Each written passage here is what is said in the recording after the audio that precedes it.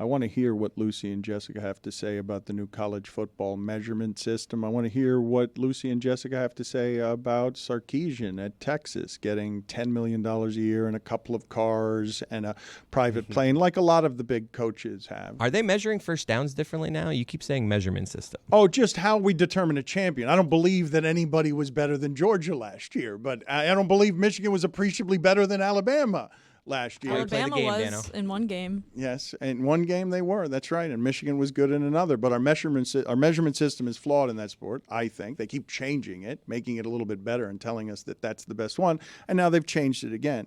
I just wanted to go back for a second to what Amin was saying about George Karl and Carmelo Anthony, because this is a dirty pettiness that really is unbecoming a couple of adults, what is happening here, that the two of them, one of whom has been to hell and back, to death and back, because George Karl has overcome a ton in his life for him to be yelling still at Carmelo Anthony about the following. This is the backstory. Carmelo Anthony says George Karl has always hated him since he arrived in Denver. He arrives in Denver as the big-name coach. He arrives, Carmelo's the star. He tells at the first practice, Carmelo, according to the podcast that he does with Mero, Carmelo says that he called me overrated upon meeting me and that he saw a Detlef Schrempf role for me. Now, Carmelo is a Hall of Famer, and Detlef Schrempf is not. And they keep going back and forth, back and forth. George Karl has wanted to be on that podcast with Mero, is asked to be on the podcast with Mero, and doesn't do himself any favors when he sends out a tweet on the birthday of Nikola Jokic, where he says, happy birthday to the greatest champion in Denver history, greatest team player, and greatest number 15 in Nuggets history. And Carmelo Anthony has said that they're doing petty things with his number 15, even though you can say the best of his career was in Denver, correct? Mm-hmm. It wasn't in New York. Yeah. He was a great player in Denver. I went, this is a couple of months ago when Melo first talked about it on 7 p.m. in Brooklyn. And I went on Bully Ball with Rachel Nichols and DeMarcus Cousins, and we're talking about, was it petty of the Nuggets to give away 15? And I said, absolutely, because you know when a great player has played for your team, you kind of hold that number back. So Jokic came in not as a top 5 pick, not as this incredibly illustrious kind of great resume guy. He came in as a backup center. Nurkic was their starting center, and Jokic was the backup, and then they tried to play them both at the same time. They didn't know. Jokic didn't know he was going to be this great. So the fact that they gave him the number 15, it was an FU. Now, you could say the exit was also kind of dirty or whatever, but ultimately, like that wasn't a mistake that they gave Jokic 15. They knew what they were doing. The exit of Melo was dirty. Yes. Yes, it was dirty. Yep. For months in the news, Melo endured the stain of when player empowerment goes wrong, where he was stuck in a purgatory in Denver where he wanted out and they needed to trade pieces and get value for somebody who wanted out, and he had to live with that. He did very gracefully under impossible circumstances. He did, but he caught, as you mentioned, the flack of like, oh, these guys don't want to play, whatever, all that crap, right? So it was an ugly exit, and as a result, the Nuggets, I feel like they gave that number out very freely in a way that when in Phoenix, Steve Nash got traded to Los Angeles, which was a division rival and all that stuff. Marcin Gortat was acquired right around there. At the end of that season, he asked, can I switch my number to 13 because I've always won 13? And Jay Gaspar, who's still the equipment manager there, said, absolutely not. Because it's understood, even though like Steve's exit, was it great, was it not great? It's like, no, we don't give that number away. Like that number it goes from here up there, right? That didn't happen in Denver. So automatically there, Carmelo's walking around with that, right? Like they gave my number away like that. Now, is Jokic a better player than Carmelo is? I don't think anyone's arguing that. We all know it now. We all accept it now. But at the time, he wasn't and wasn't projected to be that. Is there another story like that in the history of the NBA where a guy comes in and they're like, we're not sure if he's going to be any good, and then he's better than everyone in the entire sport? Oh, he's amazing. I can't believe it. Steve Nash? He's better than everyone ever. Yeah, that's pretty. Steve Nash? But no one rises to this level of I didn't Curry? think he was going to be any Curry? good. Yeah, Curry. Curry is another Pretty good one, yeah. But I mean, okay. But Curry was a Was top a 10 first-round pick. Like, pick. at the same time, he was a top 10 pick. But the first couple of years of Curry was like ankle problems. Is he too small? He's not that good. Too And adorable. Even if he was, nobody was saying this guy's going to be the best or a unanimous MVP or any of those things, right? Like, no one thought that. They thought he's a pretty good player. All right, we've covered The Last Dance. We got Melo leaving Denver. Pick a side, I mean. No, what's next? Are we going to do like the Chris Paul trade getting rejected? What do you think of that? I mean, We're going to do college football right now. We're going to get to the Beatles Let's do biopic 2016 NBA Finals. that goes. What a blown lead. What a Am time. I right? What a time. How about Love is The Blind? cupcakes. You guys remember the 3-in-1 cupcakes? Yeah. Tell me about yesterday's college football news. What was interesting about measurement it? system. So not a measurement system. I don't know why you keep calling it that. It's I was really confused, too. Yeah, it's really not related at all. Okay, thank What you mean by measurement system? That's like how they decide teams. Still not even really related to that too. They've basically just reformatted the entire playoff model. So now they have. Obviously, they're expanding to 12 teams. Originally, they were going to have like a 6-and-6 model. And with the Pac-12 dying, they're not able to do that anymore. So they've decided that the model for next year is a 5-7, which means the 5 highest-ranked conference champions automatically make it into the playoff. And then the 7th highest-ranked teams after that will also make the playoff. Makes perfect sense. Why would that not be the way that you measure a champion? Like, I don't understand why that's not a measurement system. I'm saying the way you determine a champion is decided now that we are going to have the playoffs we've always wanted. closer Measurement's to the word. But with Yeah, no you're other losing me on. with no other context, you just said to the audience, we want to talk about college football changing their measurement system. I And to me, honestly- that's It's how an they measure. abstract. Yeah. It's a very abstract definition, I think, Dan, and we're very literal in the shipping container. I Bless honestly you. thought you meant like BCS. They brought the BCS back, and We just love mistakes, honestly. yeah. And even if it's not a real mistake, we just want to pounce. Yeah, it's like you grief eat, we mistake eat. And there's a lot to eat on this show. Nom, Yum, nom, yum, nom, yum, nom, yum, nom, yum, nom, yum, nom, yum, nom. yum. there is train on the there's chicken but fingers. this wasn't a mistake. Semantics, Dano. You guys were fine with how it is we determined a champion last year. Michigan. No. No. What The are system, you talking about? the system. I know. I'm not The saying measurements. I'm not saying. I'm not saying that you Yards. support Michigan winning the entire thing, but the way that it was determined, you guys think is fair and equitable, even though there's No. cheating involved. Not at all. They put 13 people in a room who I don't know if they watch college football or not to decide who the 4 best teams are. This was a controversial Yeah. Final Four, to say the least. But Bama got in. Didn't we all kind of think they should be in? I don't know, Jim. A lot Nah. of gray area there. I mean, we don't have to, Jim Gray. We don't have to rehash the college football playoff debate, but Not with 2016 My- NBA Finals talk on deck. exactly. Thank you. I mean, my opinion is that there's really no great way to measure the champion in college football. I don't think 4 teams is a great way. It's a fine way. I think most of the years we got a national champion that most people agree on. I think Michigan was probably the best team in the country this year. Asterisk because they never had to play Georgia, but She's And like they Amin. cheated. I'm not hearing an opinion and they here. cheated. I A hear lot. fence sitting right now. My opinion is that there's no great way. So now we're gonna try 12, see if that's great. We'll probably get some pretty good games in the middle rounds of the playoffs. I don't know if every game's gonna be great. That was kind of the biggest complaint about the 4-team playoff is that not every game was great. We had a lot of dud semifinals. So now instead of doing 6 or 8, we're just jumping straight into 12. Now 1 through 12 will be a much better game. Yeah, than 1 like, through we 4. won't have any so duds 8 anymore. and 9 will play each other, and it's seeded. So the 5th team will play the 12th team, the 6th team will play the March 11th Madness team. style. Yeah, and then the top 4 teams get byes, and then they all play. Whatever. You understand how bracket works. I don't have Top to explain 14, that. bye, and bye. Bye. The, No 5th bye because highest- of the Pac-5. The highest ranked Pac-12. teams outside of that for the first round get to host the first round of the playoffs at home, which I think is super, super cool. So we could have a situation where you have a college football playoff game taking place in South Bend, in Tuscaloosa, In Iowa. Maybe if we dream and we hope and we pray and we sacrifice to the gods potentially. But the 12 teams is not what we wanted, but I think given the fact that that's just what we're stuck with because that's, they completely ignored 6 and 8 as Jess said, this is a pretty good system. It makes up for the fact that the Pac-12 is not really a real conference anymore. It gives chance for group of 5 schools to compete. I'm happy-ish with it. Twitter seemed to be saying that Notre Dame was a benefactor of this new system. Is that true? Is this good for Notre Dame?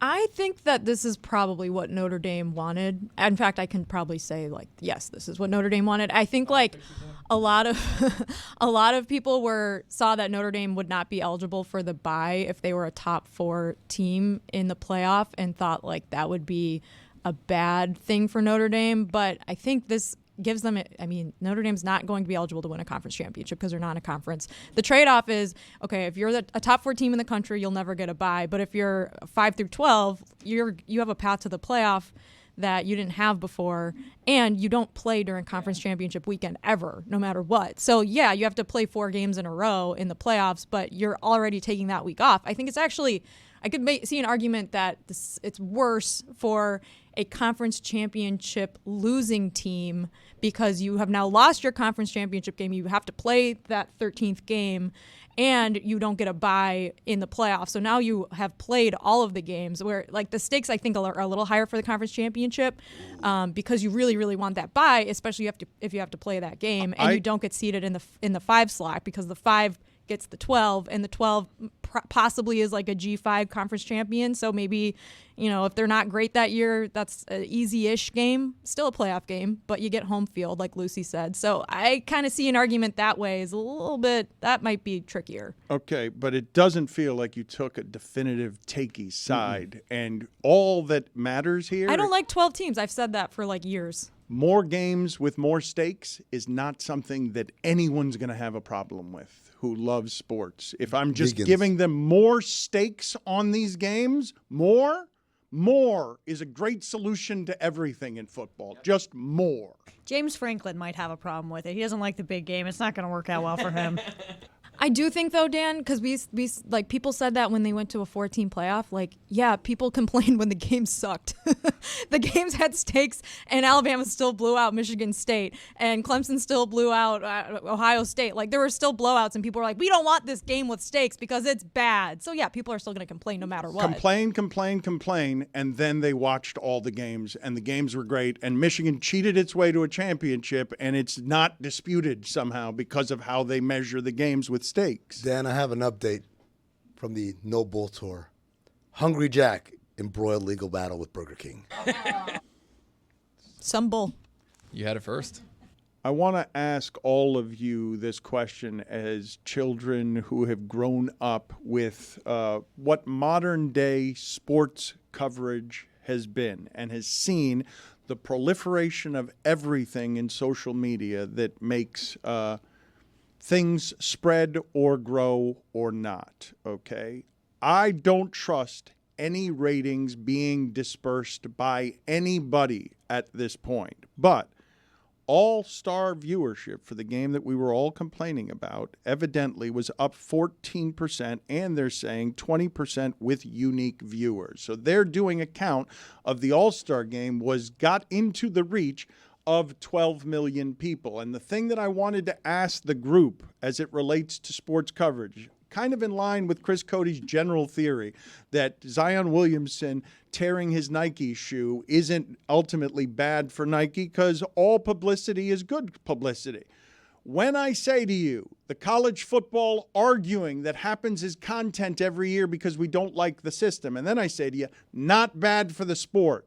And then I tell you, everyone complaining with hysterics about the All-Star game being not actually bad for the sport, not in the short term when it comes to garnering the thing that matters today, which how do I get your attention?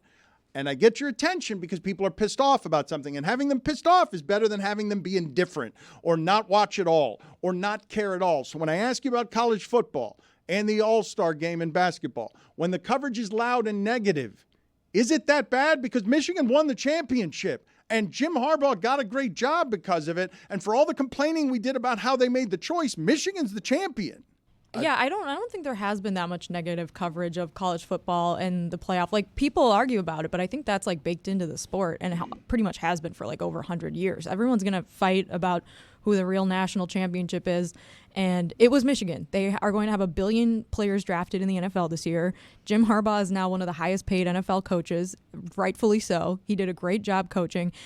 Are people going to remember the Connor Stallions thing? Yeah, they are. And Michigan kind of caved when the Big Ten called them on it, and he took a suspension. So there's a little bit of gray area there in terms of how you remember them as a national championship. But they won the games. They're the national champions. And I think that I don't see many arguments that a 12-team playoff is bad for the sport of college football. I think the opposite. There's going to be more games, like you said.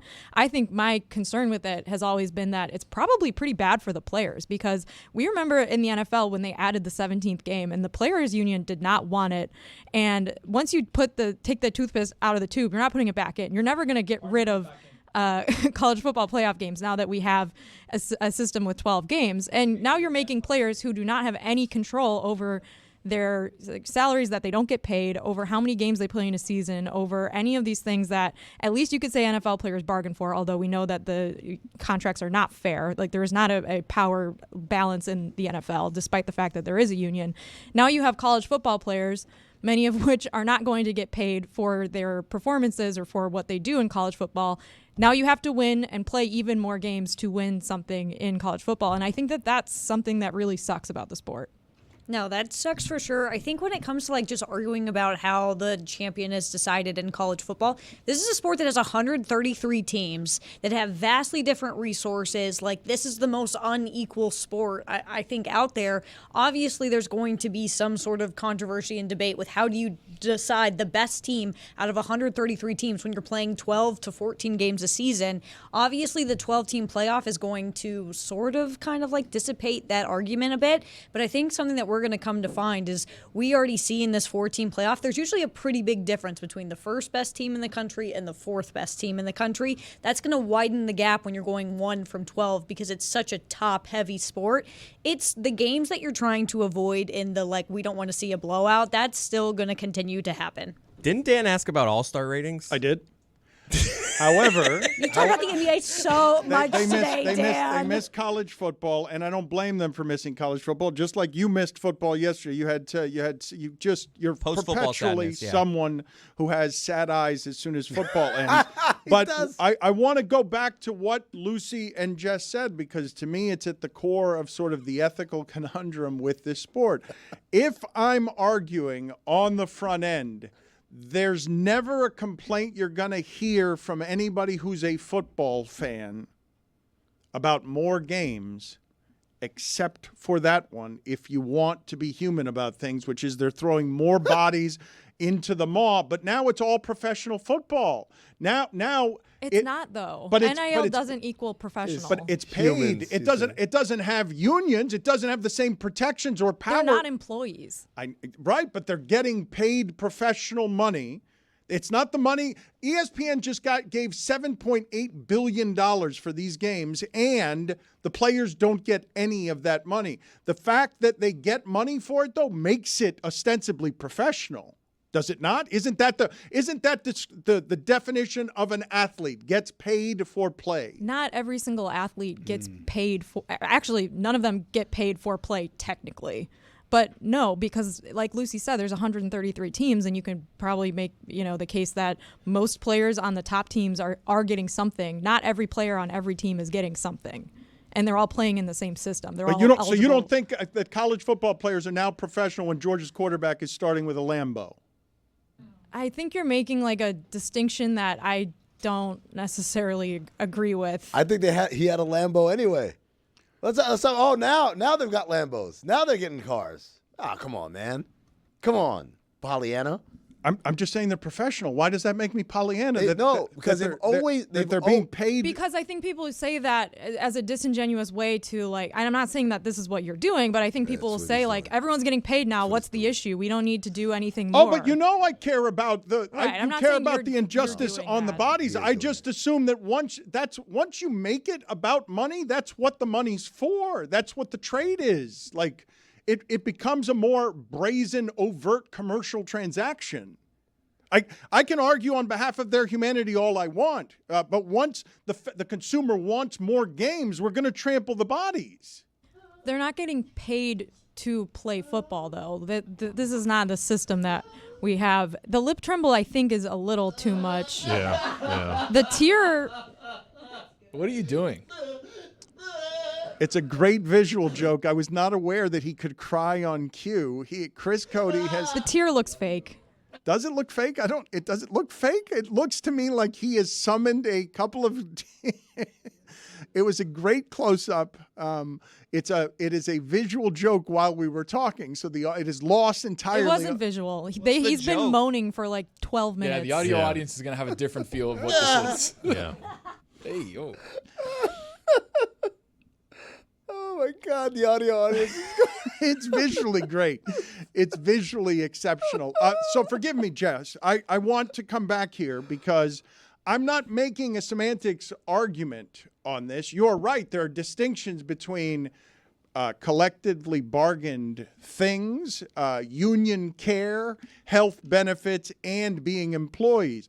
But the way they have changed the grift and the injustice in college football is they've got $7.8 billion of television money. ESPN is going to get, it's not even just ESPN's games. They can sell those games to others, but none of that money for that product, none of it is going to the players. It goes some to the schools, and then the schools spend it in some resources. But you are right that these are not employees that are cared for in any way by the system, the institution, or the way that it's governed. But it still feels like once you start paying the best schools all have athletes that are making a good amount of money. The top end of this sport, when the playoff games are being played, the top 5 schools, those are going to feel like professional players who are out there. I think it's important to note that a lot of these athletes that are making a ton of money, like Caitlin Clark at Iowa is making a crap ton of money, but a good chunk of that, if not most of it, is all coming from brand deals, which isn't going to her playing. Like, I think that college football, you have such giant rosters, and the Florida State Georgia game, you think that Florida State quarterback's getting a ton of money? Like, he was a 3rd string, 4th string guy. Like, none of these players aren't making money directly from their school either. It depends state by state, where they're not professional athletes. They're just, getting sponsored. Yeah, but I think the other side of the argument is, well, they're getting sponsored for being famous, and they're famous because they play. The Florida State 3rd string quarterback is a great example. He's not famous, hence he's not getting paid. The O-linemen, they're not getting paid, even though some of them might be, top 10 picks or whatever. The famous glittery guys are the ones who get paid, and that's kind of where it ties into marketing more than it does performance. Yeah, but Caleb Williams is getting paid from a brand, Sure. whether he's at Oklahoma or USC. So it's. I think the thing to note is it's not coming directly from the universities, and that's actually not even entirely true anymore. Just because it's such a state by state basis that it's just like you can't just come out and say that they're all professional athletes. Let me ask the two of you though, morally conscious human beings. You do say it sucks that they have to play more games, but you will not care one iota less about the college football season or results because that immorality exists at the middle of it, right? Not your morality will be sabotaged by how much you care about the results. Yep. Yeah, I'm a fan of the sport as much as I think it's a tremendous cluster.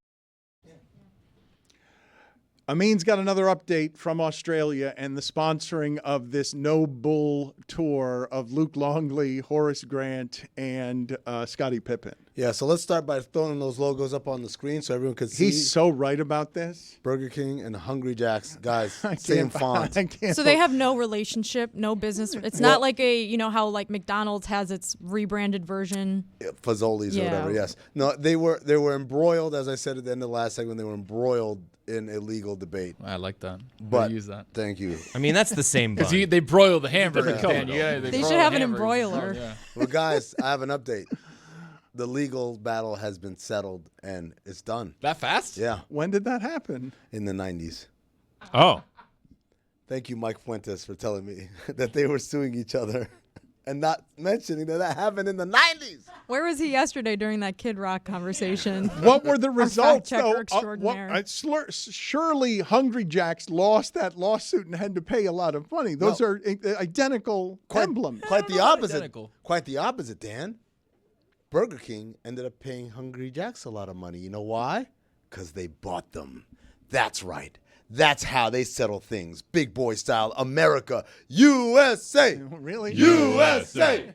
USA. I don't understand. USA. I don't Just understand. buy 'em. You Buy don't 'em. understand. Throw That's money what I at say. it. America, Jack. Hungry.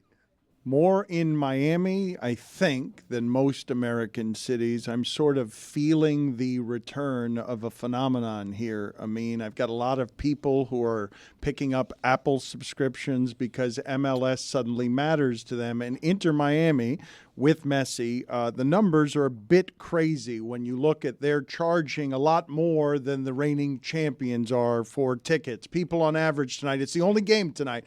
It's the only game in town. MLS opens tonight with Miami, and you've got people driving an average of 900 miles to get here. Inter Miami's got 19 of the 20 most in-demand games because they have Lionel Messi. You love soccer. You weep at soccer events involving Brazil. If it's not a common thing. It was a one-time thing. You wept. Okay, I fine. wept You once. wept. But Messi returning now fills you with what level of excitement? None. Okay, None. excellent. Maybe I'll bring in somebody who cares about soccer more than you. I appreciate the I'm just glad I have somebody on my team. Wow. yes, no enthusiasm. Christian Polanco is with us. He's the co-host of the Cooligans, and you're excited about this, right? I've never seen something like this in Miami where his corporate sponsorship is such. This city has been wallpapered with an athlete who got here 5 minutes ago. I see him everywhere. Yeah, I don't know if I'm wearing an NYCFC jersey. I don't know how excited I am about any other team. You hate it. Do you hate having us yet? some success. Do you hate us yet? I'm excited about the potential for how it can help the league grow, how it can help all the 28 other teams just find a little bit more airtime on the Le Batard Show. That's all. That's Lift why all I'm boats. here. Lift That's all why I'm boats. here. See, Christian's good at this. That's why he's good at this, because he's absolutely right. If a little bit of fraud gets more attention and enthusiasm about the sport, it was worth it. So, yeah, sure. I'm excited. Why Dan. fraud? Why are you doing this? This is explain how this can go wrong, because they're supposed to be a very talented team. But to me, it's weird the way Messi's aging. To me, I know that Tom Brady and LeBron James have sort of changed how the science feels on some of this, and Serena Williams and an assortment of others. But it's weird to me that nobody expects Messi to age. Yeah, that is kind of an odd thing, and I think we saw it in this preseason when they went all over to Japan, they went to Saudi Arabia, and Messi missed the game. Right, there was a big issue in Hong Kong, right, in the game where he didn't play, and they had to refund the fans a lot of their money and stuff like that. So it's causing a lot of controversy in the expectation that, you should be playing every single game, every single minute that he is. People think he's not human. So I think we're maybe overworking this man a little bit. I know he's getting paid a lot. Or maybe it's a little bit of fraud going on, right? Like, hey, come see Messi. Come here. He's coming. Oh, he's not here today. He's a little tired. Oh. Fraud. Yeah. These numbers are crazy, though. The numbers, Inter Miami is a phenomenon. It's a last place team phenomenon that this team has not mattered in this city the entire time it's been here, and now they're the most coveted ticket in the sport by leaps and bounds. Christian, I'm more excited about Luis Suarez joining the team. Interesting. Yeah. See, when we're talking about age, I'm concerned about his age quite a bit. I don't know. He had a great run in Brazil. He was playing there for a while and scored a bunch of goals. But I just think the expectation is so high. MLS. Like the level in MLS versus Brazil, some people might get upset. They might think, the MLS is beneath it. But MLS, the quality is growing. The defenders are getting better and better. It's going to be tough for Luis Suarez, and I'm a little concerned. How many bites this season do you think? Ooh, how many bites of the apple? You know about this, Dan, about Luis Suarez? He's a notorious biter. He's a nibbler. Oh, okay, yes, okay, but how many bites? You said bites of the apple, isn't that what you said? I was just making Okay. silly Adam's joke. apple? No, yes, I know that he's gotten in trouble overseas. That hasn't happened in the United States, though. Well, he just joined the team. It's still early. He is a biter. He's a chomper. Exactly. He likes some nibbles. It's a weird thing to have follow you around as a controversy. But think about how much of a big deal we make about Draymond Green for nether region blows, right? Like this guy bites people. That is next level. What a choice of words. Nether region blows and bites. I don't know. I don't. That's not what I'm seeing during the games. But look, yeah, it's a part of his. I don't know, his legacy. The fact that during big international matches he bit people. I mean, I don't know. Sentence. He didn't have to As do a that. matter of fact. And he also, essentially saved Uruguay in a World Cup when he stopped the ball with his hands, took a red card.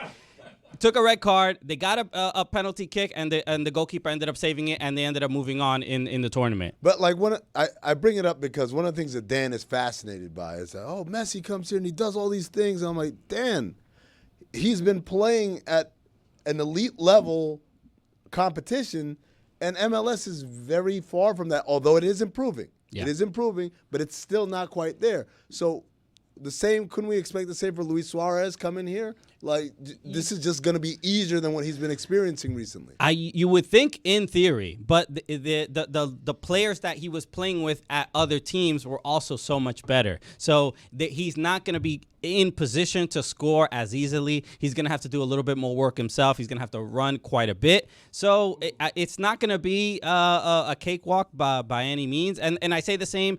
Inter Miami has a lot of problems with their roster. You know, they have to get rid of players. Is it legal yet? The game is tonight. It is. I think they just, right before the whistle blows, they will have finalized their roster. But they had to move a bunch of pieces, get rid of players that they wanted to probably keep. And so it puts them in a weird place where the players that are around Messi, Suarez, and Busquets are not necessarily the best, and they have to figure out chemistry very, very quickly because everybody's expecting them to win the title. Can that group play 50-plus games, right? Because if you talk about all the cups and all the league and the playoffs, like this is a lot of games for old bodies. I mean, look, I have no idea. You guys are in Miami. You see them probably a little bit more than I do. So I don't know. I hope so. They're really in West Palm Beach. So On they're not really paper, Miami. is this the most talented team in MLS history? Ooh, on paper. Yes. I mean, you have such incredible players. Or on a screen, too. It doesn't have to be just on paper. Like, No, Yeah, we I have mean- to print it out. Yeah, I mean, just with Messi on the roster, you're gonna have to at least believe that, because why wouldn't you? But I'm worried about Messi's adductor. You know what I mean? He constantly is getting hurt. What are you laughing about? Is The way it Christian- adductor, the abductor? Which one? No, the way he said, I thought he was getting abducted for a second. I You're don't know. How worried to, about a Messi abductor? I don't know how to say that body part. I think you said it right. There's two different body parts. I think there's an abductor and an adductor. There are both of them, but there's also We've all done that some- machine at the gym, right? Messi. Yeah, we have. Messi has a personal security guard who runs up and down the side of the field with him to prevent him from being abducted. Yeah, that is That's correct. correct, though, right? That's Which one are you more worried about? A little bit of both. There's some crazy fans. I feel like MLS needs to do a better job with security, at least at his games. Because the number of times I see someone run down and get fairly close to him, I feel like that's a little too often. Can you explain to me, Christian, the phenomenon of Messi as an international superstar, just to the degree that you can? Because it wasn't that long ago that there was an argument about who the best player in the world was. It's still an argument, Dan. Hold on. So yeah. Okay, but he has separated himself. Yeah. He hasn't. I mean, I don't think it's too complex of a discussion. He is, especially to. I mean, if you just start in Argentina, he's had such an incredible. I mean, just the highlights alone, he's just remarkable. And it doesn't, with having highlights called by Ray Hudson, who adds this poetry to everything that he does, it just increases the lore and the fame. But he's just simply so good at his job, better than anyone else has ever done it in history. That's what brings the interest. And I mean, just go. Like, Go. what are you objecting to? Like, what- either argue with him or not, but don't sniff under your breath that Messi's less good than you think he I'm is. just saying, I don't think he's even the best Argentinian player ever. And I think Wow. when Okay. he does a rail of coke and stays up all night long but and this then is- goes out and makes a never heard before team like Napoli become the best team in the world, then I'll be impressed. Okay, well, you're holding him to a very different standard. The cocaine standard is probably never going to be met again. I mean, Then why'd he come to Miami? Do it on cocaine is what you're now doing. Like you're doing Stugotz. If that show me chair, something, do it on cocaine. I mean, you got to admit that's pretty impressive. Do it in the playoffs on cocaine. Are you objecting in any sort of serious way to what he's saying? That this is the best soccer player there's ever been. That's how he separated himself. It's not just the best player now. There was an argument among his contemporaries recently. It wasn't that long ago. Now the argument for all time is over. I don't agree with it. Like I'm just, as someone who grew up on Pele and Maradona and those guys, I watched them play. I watched tape, obviously, of Pele play. I watched Maradona play real time. I just don't see it. I see he's good. He's clearly good. I'm being facetious when I push back, but like I don't see him as better than Maradona. I think cocaine and strippers and staying up all night aside, like Maradona Napoli was a broke-ass club, and he made them the best club in the world. Like that's so was Inter Miami. Inter Miami seriously. plays at a stadium like 45 minutes away from Miami. And watch them play against someone good, and what happens? Like without traffic. I think it's a look. You're sounding like an old head, like an NBA dude. I get it. But to do what Messi is doing at this era, the defending is better. The other defenders are doing less cocaine than they used to. So look, the bar is clearly higher, and Messi doing it now. Look, could Maradona have done it now? Probably to some degree. On the cocaine, I don't know. I don't think It's got to be a performance enhancer. It's got to be. Of course. no, man. wait, the cocaine. Cocaine has to be a performance enhancer. Yes, it's bad for you in general, but it would be a performance enhancer. Okay, well, I'm not gonna test it out. Someone else can. All right. Christian, thank you for being on with us. He's the co-host of The Cooligans. It's part of the LeBatard and Friends Network. What are you staring at me for? I mean, what are you laughing about now? Nothing. I'm really excited that Christian was here today. I'm just honored that you brought the gas bag back into the actual the pirate ship. So thank you so much. I will never get those 12 and a half minutes back.